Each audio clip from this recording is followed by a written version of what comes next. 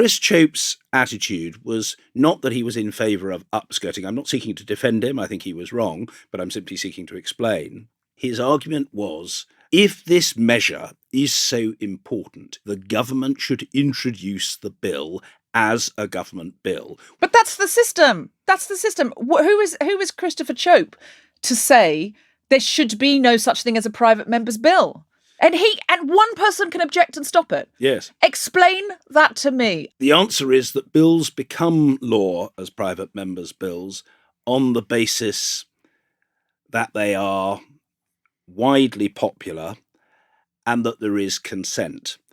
If at an early stage that consent does not exist, frankly, it stops the bill in its tracks. Oh, so Chope understands consent in this fashion. That's interesting. Yeah. I mean, he was just how ironic. Absolutely inveterately opposed to the bill being introduced as a private member's bill. Britain has one of the oldest systems of government in the entire world, but nobody sat down and planned that system. It's composed of numerous bits and pieces cobbled together over hundreds of years as the need arose. I'm John Bercow, and for 10 years I was the Speaker of the House of Commons. I've seen our system of government at its best and at its worst, and I'm fascinated by who gets to operate the levers of power and what people do with them. In this series, with the help of Deborah Frances-White, I'll be looking at different aspects of our modern democracy, how they began, how they work, and how much influence each of them has. And we'll try to answer the question, where does power really come from? This is Absolute Power. Hello to all of you out there on Her Majesty's Internet. I'm sitting here with former Speaker of the House of Commons, John Bercow. Hello, John. Good morning to you, Deborah. It's a delight to be here. And this is your new podcast, Absolute Power, in which you, John Bercow, are going to be my, Deborah Frances-White, guide through the corridors of power, which you know far better than I do because you've stalked those halls for many years. Stalked is one way of putting it, a somewhat disobliging means of expressing the point, but nevertheless, I won't take it personally. I don't want to imply there's something of the night about you. I'm very glad to hear it. Just to be clear. That's extraordinarily generous and accommodating of you. I may have all sorts of other disagreeable qualities, but devilishness is apparently not amongst them. I'm an unqualified delight, John, and you'll learn this as we get to know each other better. Indeed. Each week, we take a different part of the parliamentary system and we look at it in detail. Now, on this episode, John, we're going to be talking about private members' bills. But firstly, what is a bill? A bill is a draft law. When it becomes a law, it is an act of Parliament. Okay. So it's not what they give me at the end of the night when I have gone to my show business private members club. That's the kind of private member's bill I'm used to paying. Yes, or what the Americans call a check. Exactly. No, it's not it is not. It is a draft law. And although I understand the connotation that you attach to the notion of private members, that is to say, a club, of which one is a member by virtue of paying a subscription, there being an element of exclusivity about it, the connotation here is very different. Private member is used to denote a member of Parliament operating not as a party representative, but as an individual backbencher introducing a piece of legislation.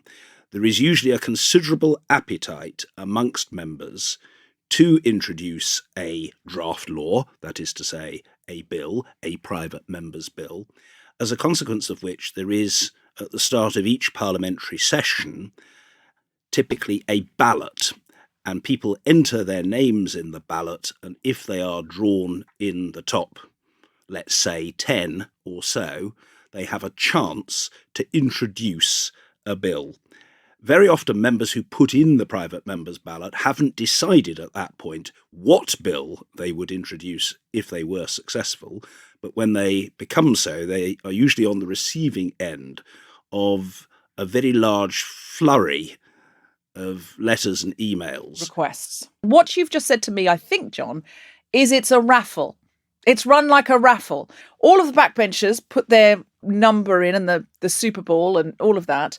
And then somebody spins around a cage full of numbers. And then out pops number 15. And then whoever the backbencher is who's number 15 goes, I'm now allowed to put forward. I think these days it is actually, Deborah, an electronic ballot. But nevertheless, for purposes of graphical illustration, you have done it exceptionally well. And that concept of the raffle or of drawing lots is useful in terms of trying to explain to people how a member gets the chance to introduce such a bill. And why is there an effective rationing system? Answer: because of shortage of parliamentary time. So everyone could put their bill forward, anybody can, except they don't have time, so we'll just pull some numbers out of a hat. Yes, because there are 13 Fridays in each session, 13 Fridays on which private members' bills are taken. And there can be a long queue of such bills. Most of them fail because they don't have enough support. The government doesn't want them. They run out of time. They are, if you will, talked out, which is itself a matter of some controversy. And from time to time, it's been suggested that bills introduced by private members should be handled differently, and there shouldn't be the opportunity to talk them out. They should be voted through or talked not. Out. What does talked out mean? Talking out a bill means talking on it until the deadline for that day's private members' business has been reached. So it's like filibustering in America. And the matter has not been decisively determined. And that is talking out. And the concept of filibustering is applicable in this case. Now, strictly speaking, if you're taking a very technical view of it, filibustering is impermissible. So the occupant of the chair, the Speaker or Deputy Speaker, would prevent filibustering. In practice, the chair tends to take a very lenient view. And if the member on his or her feet appears to be making remarks that broadly appertain to the bill, he or she is probably going to be given fairly free rein. And so under our existing system, if the member piloting a bill doesn't have sufficient support present that day to force what we call a closure motion, that is to say, a motion that brings the debate to a close and proceeds to a vote on the substantive motion, if a member doesn't have that, and very often on a Friday they don't because most MPs are in their constituencies, the scope for talking out of a bill is very great. Okay, so in America, there's a thing called filibustering, and if anyone here, any of our listeners haven't heard of it, they literally stand there and read a Dr. Seuss book to try, and they're allowed to. They're allowed to read the back of a cornflakes packet, and they do this to waste the time so that people never get to vote, which should be illegal. Surely it should be. That's something for. Well, it is a very controversial feature of the existing system. My own personal view, for what it's worth, is that the Procedure Committee was right when it looked at these matters a little while ago and produced a report suggesting that there should be guaranteed slots for private members' bills, which, by the way, needn't be on a Friday, and that after a designated period for the debate on a bill, it should be the subject of a vote. And if it's voted through, it should be able to go into committee and to proceed and to make progress. And if it's voted down, then it ceases to be. The government has been resistant to that. The government's been in favour of keeping the situation exactly as it is. And what that means in practice is that the debates are always on a Friday, and unless the government particularly wants MPs to be there, or unless there is a huge personal and political appetite across the House for a given measure, it will be very difficult to garner enough people to attend to force a bill through. So even if it is generally regarded by a lot of people as a vaguely desirable bill, unless MPs feel sufficiently strongly to turn up, the person or group of people opposed to it can be in a very strong position to prevent its passage. Okay, so there used to be a member called Eric Forth, who's no longer with us, who specialised in talking out private members' Should bills. we change the name of this podcast to No Longer With Us? No Longer With Us. But I can't really be John Berco's No Longer With Us. Now there is a man called Chris Chope, who's a very experienced Conservative MP, and another Conservative MP called Philip Davis, who are expert in Our favourite. derailing bills.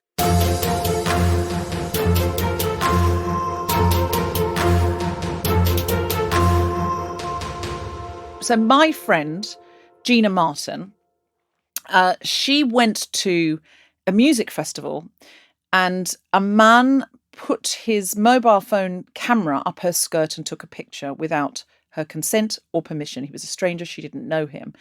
The police were there at the music festival. They said, look, there's really nothing we can do about this because it isn't illegal. Now, Gina Martin was a citizen, just, doing her thing. She was a young woman. She wasn't in any way, she had not previously been politically active, but she said, this isn't right. And the reason there isn't a law against this is because it's a new phenomenon. Yes. Gina then decided, I'm going to do something about this because I've been a victim of this and I don't want this to happen to anyone else. So Gina found an MP who had won the great tombola at the village fete that is our parliamentary system, so was able to bring a bill to the House of Commons and say, hey, we'd like this to be a law. Do you happen to know the MP that brought this bill? Vera Hobhouse, the Liberal Democrat Member of Parliament for Bath. Okay, so she introduced the bill. So Vera, who's a Liberal Democrat, said, yes, I absolutely think that men should not be able to take pictures up skirts. Now, an interesting thing about this, John, is it was already illegal in Scotland. And what do we know about Scotland? Why might it have already been illegal in Scotland? Kilts. So when it affects men, there's already laws. They're active on the matter. There's already laws. That's my theory about why it was already... Yes, in other words, you are disputing and rubbishing the notion that it was the intrinsic progressivism of Scotland. Well, I love the regard to male interests. I love the progressiveness of Scotland, but also I do think where there are kilts, there are laws. Now, John, my friend Gina then had to campaign in order to get enough people to go, yeah, this is really awful, let's create this law. There's a new technology here. It's being abused. It's very distressing for women. These pictures are often put on the internet and distributed. It's a horrible thing. And so I think most people, hopefully every single MP, anybody who would be voted, no matter the party, would go, yeah, we don't want this abuse and this harassment and invasion of women. We want this to be a sexual assault.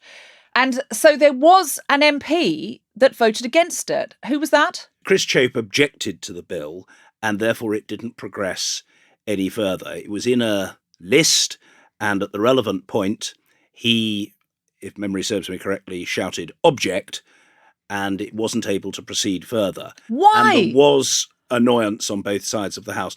Chris Chope's attitude was not that he was in favour of upskirting. I'm not seeking to defend him. I think he was wrong, but I'm simply seeking to explain. His argument was, as it tended to be with almost all private members' bills and continues to be, that if this measure is so important, if it is to the public good that it should be introduced, the government should introduce the bill as a government bill. We should not be legislating on a Friday with relatively small numbers of MPs present for changes in public policy through the law. But that's the system. That's the system. Who is Christopher Chope to say there should be no such thing as a private member's bill?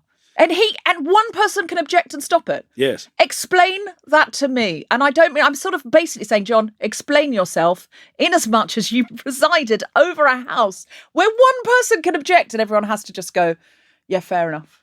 The answer is that bills become law as private members' bills on the basis that they are widely popular and that there is consent. If at an early stage that consent does not exist, frankly, it stops the bill in its tracks. Oh, so Chope understands consent in this fashion. That's interesting. Yeah. I mean, he was just how ironic. Absolutely inveterately opposed to the bill being introduced as a private member's bill. He took the view that if this is important, if the public policy purpose is going to be served, if it's going to be of benefit, well, the government should introduce. But he must know that the government doesn't always do these things, and they think they've got other priorities around this doesn't rank as highly education as and housing, and in Priti Patel's case, keeping everyone out. If you are suggesting to me, Deborah, that there was an element of the cussed, the bloody-minded, the unreasonable about the stance that Chris took, then I'm perfectly open to that proposition. But it isn't for me, if I can put it this way, to be in the dock answering questions as to how Chris Chope can possibly justify himself. I mean, you would have to ask him. But the system is as it is. Fundamentally, if at an early stage there is a determined individual or a coterie of people who want to stop a private member's bill progressing, they can. And the way to avoid that is for the sponsor of the bill. I'm not saying this is right. I'm just saying it is as things stand, the situation. The way to avoid that is for the sponsor of the bill or one of his or her fellow sponsors of the private member's bill to have persuaded sufficient MPs, 100 MPs, to be present on that Friday. What's the quorum? What's the quorum? How many does there need to be? If memory serves me correctly, unless there are 40 members present, precious little progress is going to be made at all. But if you want to bring the debate to a close and have a vote on a particular part of the bill or on the merit of the bill at the first stage, which is called second reading, you have to have 100. And if you've got 100... Sorry, can we just stop there? The first stage is called the second reading? Yes. Why is the first stage called the second reading, Because John? when the bill is published, it is presented to the House in a purely formal process, which is called the first reading. But the second reading has long been the principal opening debate on the general principles of the bill. If the general principles of the bill commend themselves to the House and the House votes for that bill, it then proceeds into committee where there is a clause-by-clause, line-by-line consideration of its merits with scope for amendment and so on. And then there is a report stage of a bill when the work of the committee is reported to the House. There is a report stage and then finally a third reading, and then the bill goes to what we call the other place, namely the House of Lords. Is that called the other place? Is that what they call it? It's known in the House of Commons as the other place. Sometimes members do refer to the House of Lords, but it is common and old-fashioned, but still common for it to be referred to as the other place. You can see why so many of our leaders went to Oxford and Cambridge, because there's all of that. The second reading is actually. I know the whole lexicon is quite internalised, and a Labour MP called Laura Pidcock, who lost her seat at the last election, who was a very, very, very strong and fervent left-wing Labour MP, a very principled person, not very popular with the Conservatives, and the Conservatives weren't very popular with her, but she held very strong socialist values. And I remember Laura on one occasion saying that she thought that the lexicon, the practices, the terminology, the customs of the House were deliberately designed to intimidate ordinary working people. And she was determined not to be intimidated, but she didn't think there was anything accidental about it. It was something of a conspiracy theory, and I don't say that I subscribe to it, but I could see what made her think that. She felt that she was an outsider coming in, and some of these rather elaborate and fusty customs seem to be designed to put you in your place. Anyway, I think we digress. They're shibboleths, really, aren't they? They're things where if you don't know them, you're not really one of us. Yes. As far as the upskirting bill is concerned, it's not for me to defend Chris Chope, and I'm not here to defend Chris Chope, and I'm not defending Chris Chope. I'm simply explaining his position. His argument. How do you feel about Chris Chope? I didn't agree with him about this at all, but Chris's argument was, if this bill is so important, why isn't the government introducing it?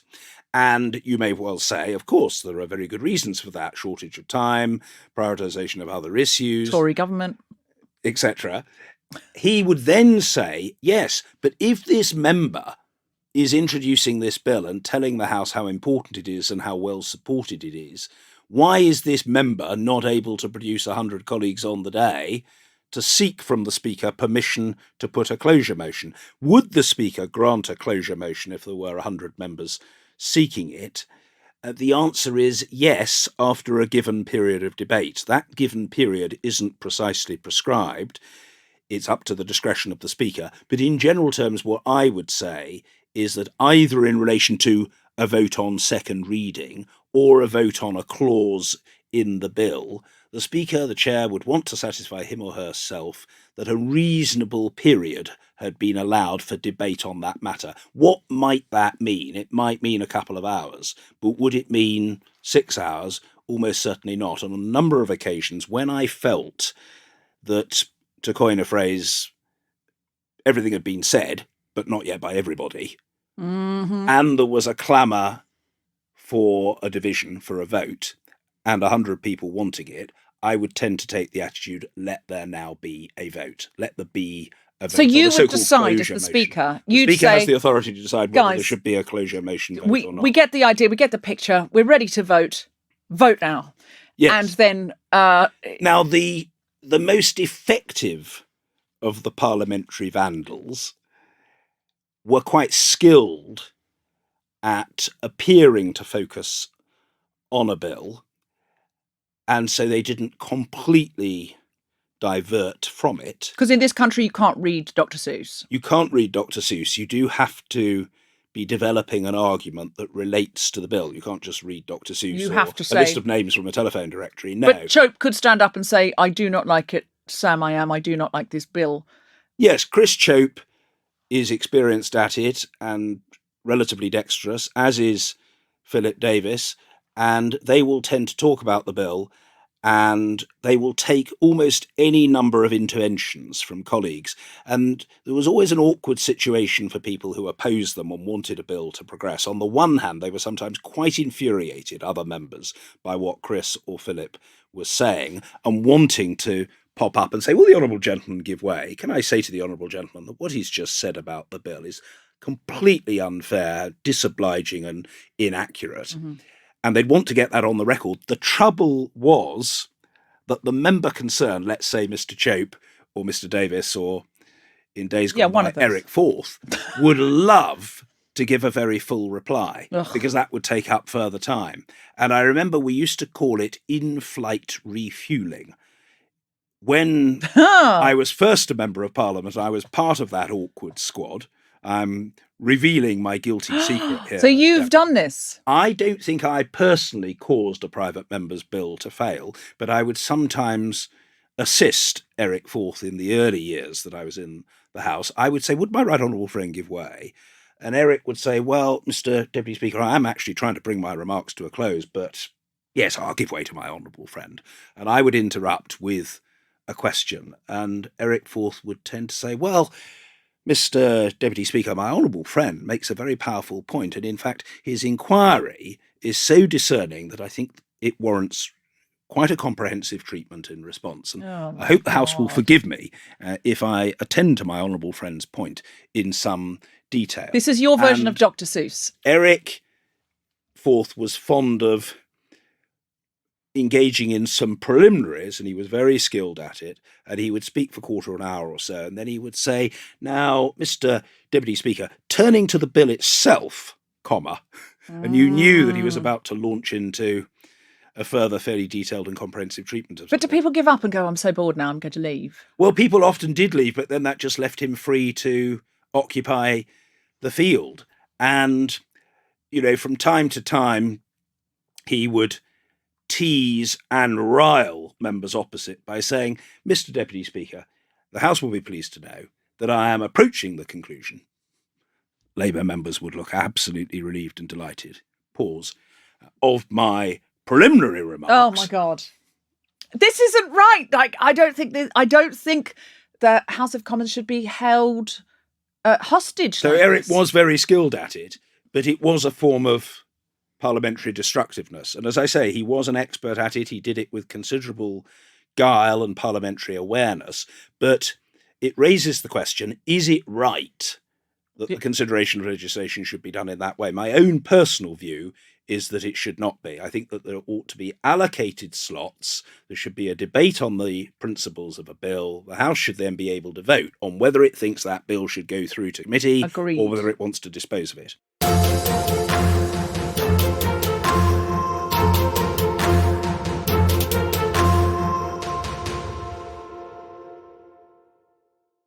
So, John, the stat that I read was 95% of government bills pass. Yep. So if the government say, we want this is the bill, it's going to pass into law, it probably is. Yeah, overwhelmingly likely. Overwhelmingly likely. But, because a lot of people have to rebel otherwise, but only 11% of private members' bills pass. I should say, though, that in the 60s, private members' bills were quite a useful alternative for a government that was not ill-disposed to a measure but didn't want its fingerprints all over it, enabling that measure to become a fact.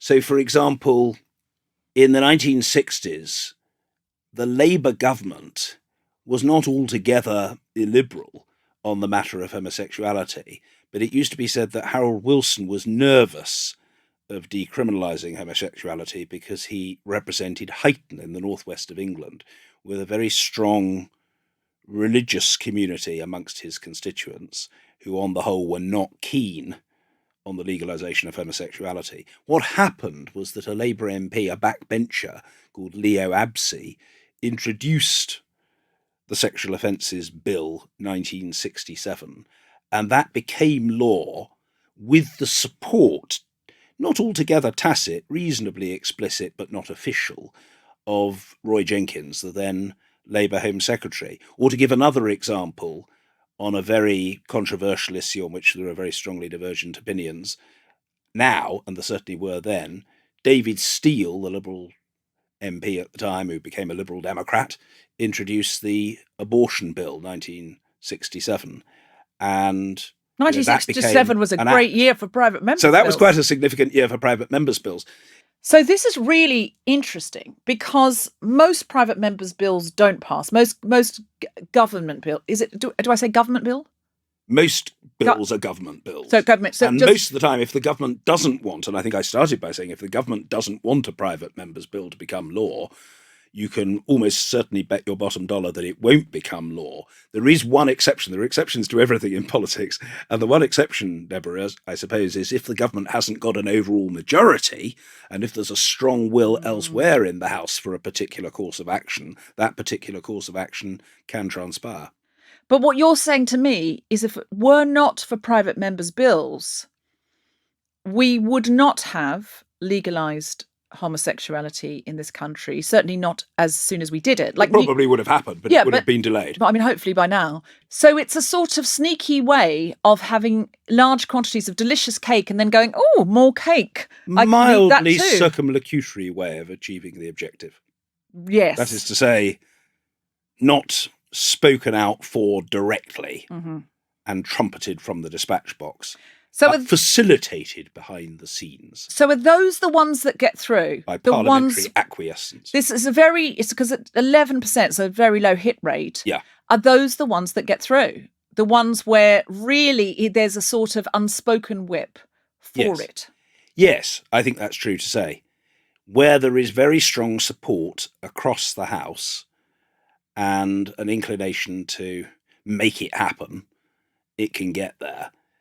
And it can sometimes be convenient for the government simply to say, well, we have heard and will heed the wishes of the House. They might not have wanted to do it directly themselves. Now, Gina Martin's upskirting bill did not get through on a private member's bill. So did she then have to say to the government that... Yes, and the government then committed to its introduction. The government made clear its strong disapproval of the action that Chris Chope took, and indicated beyond doubt that it would legislate on the matter. And that, so Chris Chope just wasted the time of Parliament, really, because it went through anyway, but now it has to go through on a Wednesday rather than a Friday. Yes, I don't think he would look at it like that. He would say that he was using the existing system to register his point, but very large numbers of people would say that he had wasted time and that he had delayed a necessary and overdue measure which had overwhelming support in the House of Commons. So was there still a value in Gina Martin going for the private members bill first because it put it on the agenda? Yes. And because also people were so pissed off with Chris Chope. Yes, and Gina Martin couldn't be expected to have perfect information. She couldn't be expected as a citizen to know in advance quite how bizarre the behaviour would be towards the perfectly sensible measure which her campaigning had brought about. So I don't think there was anything to be criticised about that. Would it have been desirable in retrospect? Is always easy to look with hindsight. If the government had simply legislated on the matter, yes, but I think the government would say, well, we weren't to know that this very sensible measure, which we knew had widespread support, would be objected to in this rather destructive way. How do I get Chris Chope out of the room so that he doesn't just object out of bloody-mindedness? You can't get Chris Chope out of the room, as you put it, so that he can't object out of bloody-mindedness. The issue is the strength of forces. If you've managed to get more than 100 people, then that person wanting to object isn't going to be able to do so because the 100 or more will have forced a vote on the bill. And if the bill is more popular rather than less popular, then it will make progress, whatever the dissident voice might wish. The difficulty comes if you think you've got passive support, but it isn't explicit, it isn't manifest, it isn't articulated. It's no good a member promoting such a bill having people saying, oh, I agree with you, but I've got to be in my constituency that day. I'm visiting a school. I'm going to see the local health service. So we come back to we need electronic voting, because if I agree with it, but I don't think it's as important as being in my constituency that day, because my first obligation is to my constituents, I can't vote for it because I wasn't there. I mean, we need electronic voting. We just do. That's maybe what also a private member's bill could do. Could a private member's bill bring in electronic voting? Private member's bill could bring in electronic voting, but electronic voting, though in my view an extremely desirable and long overdue reform, has not yet found favour with the House. And if you're asking me, do I think this Conservative government, of which the leader of the House, a key figure in Parliament, Jacob Rees-Mogg, is a distinguished ornament, is likely to want to move to electronic voting? I have in all candour to say no. Jacob is not knowingly an enthusiast for anything that could be characterised as modern. I'm surprised Jacob Rees-Mogg would allow anybody to vote with a quill, because that would seem to him to be a piece of modernity too far. Well, indeed. He went to... I think it is a matter of record that when Jacob's been accused of being the member for the 18th century, he has tended to object, saying that is altogether too modern. I mean...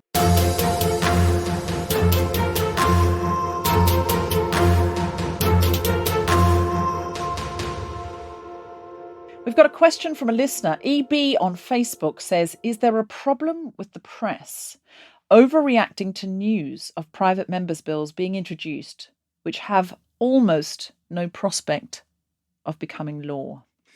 Yes, I wouldn't say that it's a huge problem, but the questioner does identify a relevant point. Sometimes it's just as true in other respects. For example, a lot of members are encouraged to sign early day motions in Parliament, which is a means by which to express a point of view.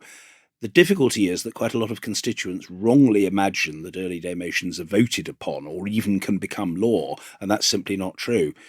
In fact, one critic of early day motions once described them to me as the equivalent of parliamentary loo paper. Wow. Finally, John, where would you put private members' bills in terms of influence in British politics? Where do they sit on the scale from basically irrelevant to absolute power? Nearer to basic irrelevance than to absolute power. And yet, no death penalty, have made a LGBTQ. Difference. Well, that's why, it isn't susceptible of an absolutely straightforward answer. There have been some worthwhile and progressive reforms brought about by private members' legislation. But if you ask me, in the average year, is a major difference made to the British polity by private members' bills? The answer is no. The answer is 11%. The answer is 11%. And so it's a small minority. It's a small minority of overall legislation.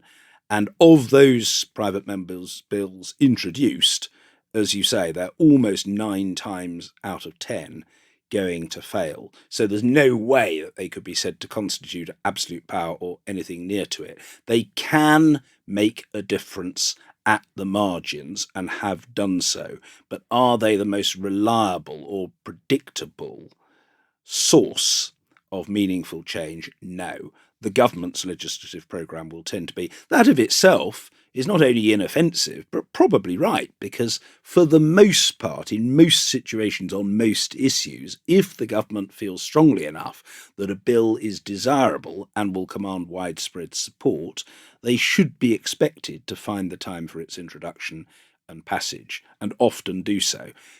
However, because time isn't infinite, because there isn't an unlimited supply of parliamentary days, some measures get put on the back burner, but if a willing backbencher comes along and wishes to pioneer change, the government will go along with it. I am happy that this may have inspired people to do as Gina Martin did and say, hey, this has affected me. I want this to become a law. My first port of call will be a private member's bill.